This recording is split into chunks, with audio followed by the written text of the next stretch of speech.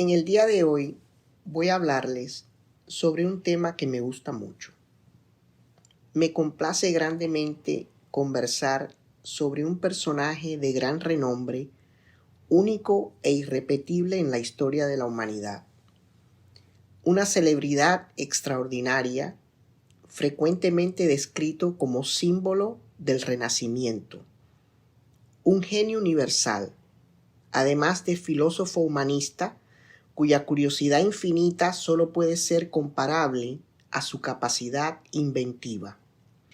Estoy hablando nada más y nada menos que de Leonardo da Vinci, reconocido universalmente como uno de los grandes genios creativos de todos los tiempos.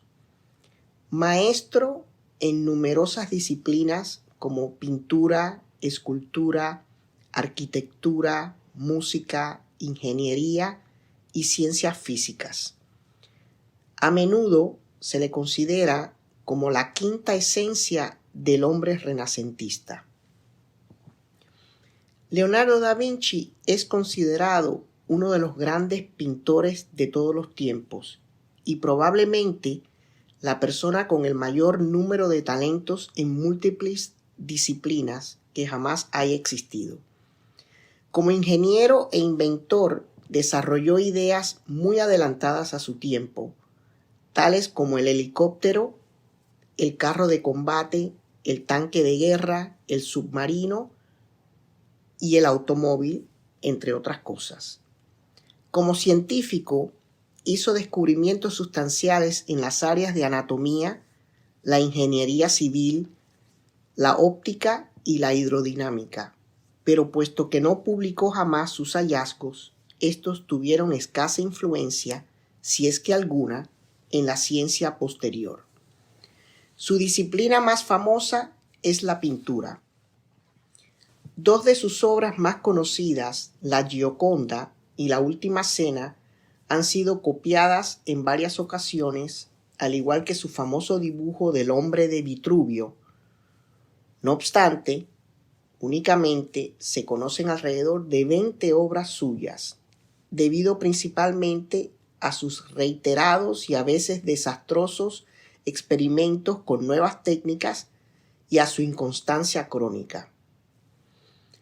Leonardo da Vinci nació el sábado 15 de abril de 1452, es decir, 40 años antes del descubrimiento del Nuevo Mundo, a las 10:30 de la noche.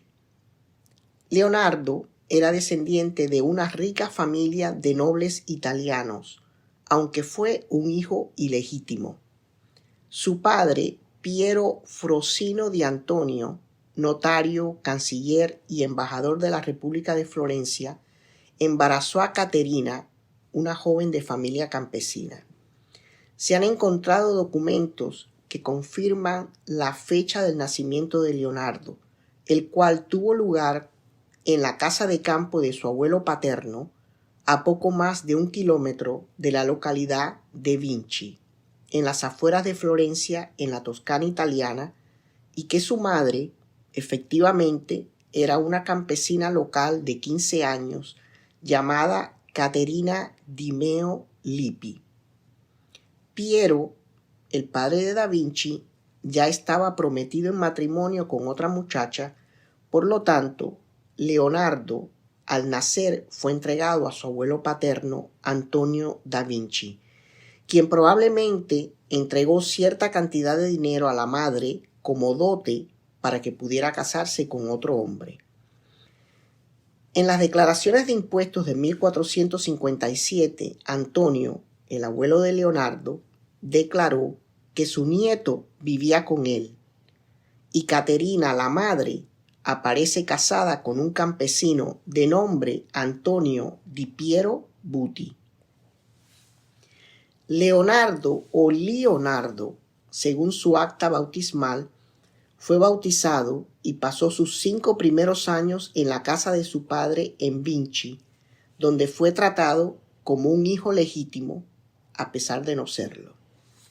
Tuvo 5 madrinas y 5 padrinos, todos ellos habitantes del pueblo. Aprendió a leer y a escribir y adquirió conocimientos de aritmética. Sin embargo, prácticamente no aprendió latín, que en esa época era la base de la enseñanza tradicional. El hecho de que tuviese una ortografía caótica muestra que su instrucción no estuvo exenta de lagunas. En todo caso, no escribía como un universitario. En aquella época, el concepto de los nombres y apellidos de las personas, como los conocemos hoy en día, no se habían desarrollado todavía en Europa, por lo que únicamente las grandes familias hacían uso del apellido patronímico.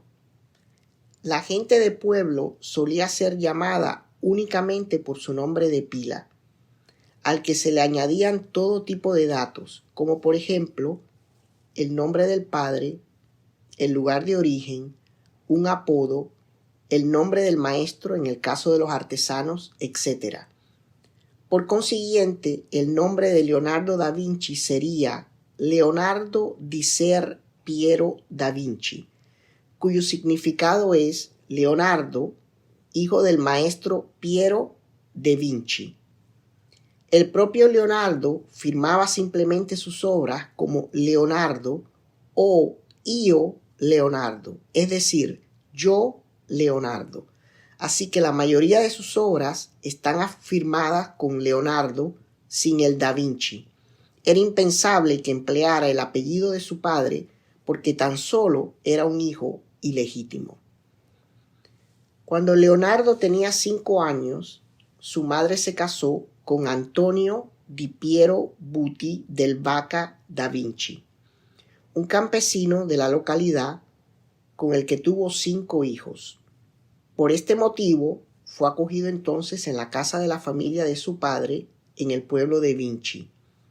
Entretanto, su padre, Piero, se había casado con una joven de 16 años proveniente de una familia rica de Florencia, Alviera degli Amadori. Esta, al no tener hijos, volcó todo su afecto en Leonardo, pero murió siendo muy joven debido a complicaciones de parto. Aunque era considerado plenamente desde su nacimiento como hijo de su padre, Leonardo nunca fue reconocido formalmente como hijo legítimo. Su padre se casó 4 veces y tuvo 10 hijos y 2 hijas legítimos. De estas relaciones, el pequeño Leonardo tuvo una buena relación con la última mujer de su padre, Lucrecia Guglielmo Cortigiani, afecto que se puede notar con una nota en donde se dirige a ella como querida y dulce madre. Su abuela paterna, Lucía di Ser Piero di Soso, una ceramista muy cercana a Leonardo, fue probablemente la persona que lo inició en las artes. Un conocido presagio de la época decía que un milano venido del cielo había hecho un vuelo estacionario sobre su cuna y había tocado su cara con la cola. Giorgio Vasari, un biógrafo del siglo XVI de los pintores del Renacimiento, cuenta la historia de un campesino de esa localidad que le pidió al padre de Leonardo que su hijo le pintara una imagen sobre una placa. Leonardo pintó entonces una representación de un dragón escupiendo fuego, tan bien realizada que Ser Piero la vendió a un mercader de arte florentino, quien a su vez la revendió al duque de Milán. Tras haberse así beneficiado con la venta, Ser Piero compró una simple placa decorada con un corazón atravesado por una flecha que luego entregó al campesino. Da Vinci comenzó su carrera en Florencia como aprendiz del pintor y escultor Andrea Verrocchio, donde se formó como artista junto a Sandro Botticelli y Perugino. Durante su vida sirvió a personas influyentes como Lorenzo de Medici, a los soberanos de Mantua y al rey Francisco I de Francia. Da Vinci dejó Florencia para irse a trabajar contratado por Ludovico Sforza, el duque de Milán. Durante sus años en esa ciudad, se empleó en numerosos proyectos, como por ejemplo su magnífica y famosa pintura de la Última Cena, y el diseño de fortalezas, además de realizar modelos de estatuas ecuestres. Aunque nunca terminó ninguna de estas, también hizo un modelo a escala real de una estatua que acabó hecha pedazos cuando las tropas francesas la usaron para prácticas de tiro. A su regreso a Florencia en 1499, trabajó en varios cuadros, el más famoso de los cuales es la Mona Lisa. Durante 3 años vivió en Roma, atraído por la corte papal. Luego se mudó a Francia, donde fue invitado a vivir en las propiedades del rey Francisco I, que acababa de reconquistar la ciudad de Milán. Leonardo no fue profeta en su tierra. Alcanzó la fama en Francia, el país vecino. Cuando pensamos en Leonardo da Vinci, vienen a la mente sus 3 obras más famosas: la Gioconda, la Última Cena y el Hombre de Vitruvio. Voy a darles unos datos muy interesantes sobre el Hombre de Vitruvio. El famoso dibujo del Hombre de Vitruvio es un estudio de las proporciones ideales del cuerpo humano. Es un dibujo acompañado de notas anatómicas realizado alrededor del año 1490 en uno de sus diarios, curiosamente 2 años antes del descubrimiento de América. Representa una figura masculina desnuda en 2 posiciones sobreimpresas de brazos y piernas e inscrita en una circunferencia y un cuadrado. Se trata de un estudio de las proporciones del cuerpo humano realizado a partir de los textos de arquitectura de Vitruvio, arquitecto de la antigua Roma, del cual el dibujo toma su nombre. Perteneció a la colección del escritor y pintor Giuseppe Bossi, hasta que tras su muerte en 1815, su colección fue comprada en una subasta por Luigi Celotti y posteriormente adquirida por la Galería de la Academia de Venecia, donde se conserva desde 1822, aunque se exhibe al público rara vez por motivos de conservación. Por esta razón, no es parte de la exposición habitual del museo. No quiero aburrirles con las proporciones matemáticas del dibujo de Vitruvio. Sin embargo, les recomiendo lean sobre las mismas. Es realmente interesante. No puedo dejar de mencionar La Última Cena, la segunda obra más reconocida de Leonardo. Esta es una pintura mural original de Leonardo da Vinci, ejecutada entre 1495 y 1498. Se encuentra en la pared sobre la que se pintó originalmente en el refectorio del convento dominico de Santa María delle Grazie en Milán, Italia, declarado Patrimonio de la Humanidad por la UNESCO en 1980. La pintura fue elaborada para su patrón, el duque Ludovico Sforza de Milán. No es un fresco tradicional, sino un mural ejecutado al temple y óleo sobre 2 capas de preparación de yeso extendidas. Mide 460 centímetros de alto por 880 centímetros de ancho. Muchos expertos e historiadores del arte consideran La Última Cena como una de las mejores obras pictóricas del mundo. Leonardo escogió para este mural, puede que a sugerencia de los dominicos, el momento quizá más dramático. Representa la escena de la última cena de los últimos días de la vida de Jesús de Nazaret, según narra el Nuevo Testamento. La pintura está basada en Juan capítulo 13, versículo 21, en la cual Jesús anuncia que uno de sus 12 discípulos le traicionará. Llegada la hora, Jesús se sentó a la mesa con los apóstoles y les dijo: Yo tenía gran deseo de comer esta Pascua con vosotros antes de padecer. porque os digo que ya no la volveré a comer hasta que sea la nueva y perfecta Pascua en el reino de Dios, porque uno de vosotros me traicionará. La afirmación de Jesús, uno de vosotros me traicionará, causa consternación en los 12 seguidores de Jesús.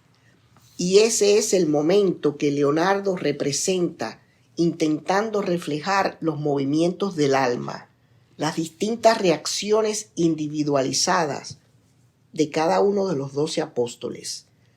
Unos se asombran, otros se levantan porque no han oído bien, otros se espantan y finalmente Judas retrocede al sentirse aludido. Leonardo pensó inicialmente en la composición clásica, con Judas delante de la mesa y los otros 11 apóstoles enfrente, con Jesucristo en el medio como uno más. Sin embargo, Leonardo decide apartarse de la tradición iconográfica e incluye a Judas entre los demás apóstoles, porque ha elegido otro momento, el posterior a su anuncio de que uno lo traicionará. Leonardo cambió la posición de Jesucristo, que inicialmente estaba de perfil hablando con Juan Evangelista, que aparece en pie a su lado. La gran fama de esta obra ha despertado el interés de muchos investigadores y también de algunos novelistas que buscan resolver los supuestos misterios y enigmas que la rodean.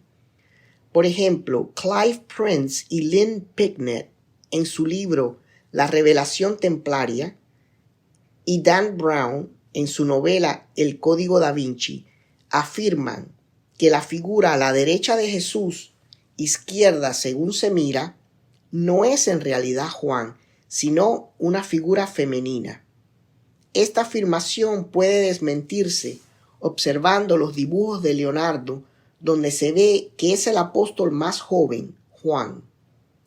Las múltiples obras de arte que se han inspirado en el cuadro y las parodias existentes contribuyen a convertir a la Última Cena en una de las obras más magníficas en la historia del arte. Y para terminar con broche de oro, es imposible hablar de Leonardo da Vinci sin mencionar su obra cumbre, su obra maestra, su obra más famosa, la Gioconda.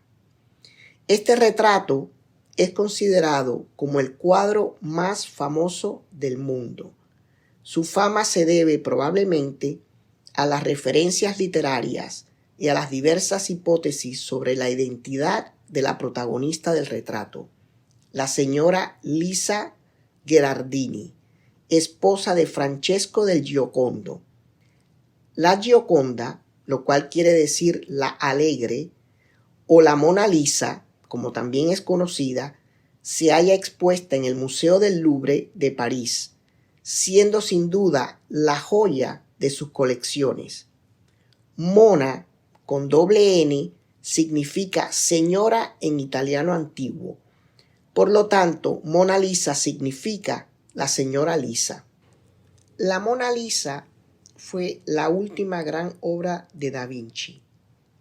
Después de terminar el cuadro, Leonardo llevó su obra a Roma y luego a Francia, donde la conservó hasta su muerte en su residencia del castillo de Clos-Lucé. Se sabe que el cuadro pasó a manos del rey francés Francisco I, quien la habría comprado por 12,000 francos, es decir, unos 4,000 escudos de oro. Aunque no está claro si fue en 1517, antes de la muerte del artista, o después de su fallecimiento en 1519, a la edad de 67 años. Si hoy en día se fuese a poner en venta el cuadro de la Mona Lisa, su costo aproximado sería de 96,000 millones de dólares, es decir, 96 billones de dólares. Tras la muerte del rey Francisco I, el cuadro pasó a Fontainebleau, luego a París y más tarde al Palacio de Versalles. Con la Revolución Francesa llegó al Museo del Louvre, lugar donde se trasladó en 1797. En 1800, el entonces primer cónsul Napoleón Bonaparte ordenó sacar el cuadro del museo y colocarlo en su dormitorio del Palacio de las Tullerías, hasta que lo devolvió al museo en 1804. Allí se mantuvo la obra definitivamente, salvo un breve paréntesis durante la Segunda Guerra Mundial, cuando el cuadro fue custodiado en el castillo de Amboise y posteriormente en la abadía de Lochdubh. Por su fama y su genio, Da Vinci ha servido como inspiración constante para otros artistas. Su contemporáneo Rafael le dio los rasgos de Leonardo de forma intencionada al Platón de su famoso fresco vaticano, La Escuela de Atenas. En tiempos más recientes ha sido protagonista en una amplia variedad de obras de ficción, desde series de televisión hasta el bestseller de Dan Brown, El Código Da Vinci, cuya película se estrenó en el 2006.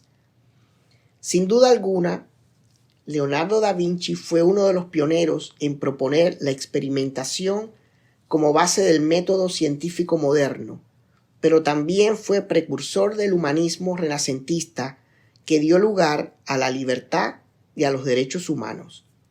Leonardo da Vinci fue un verdadero genio universal. En el 2019 se conmemoraron los 504 años de su muerte. Esto ha sido todo por hoy. Espero les haya gustado el tema. Gracias por su amable sintonía. Hasta la próxima.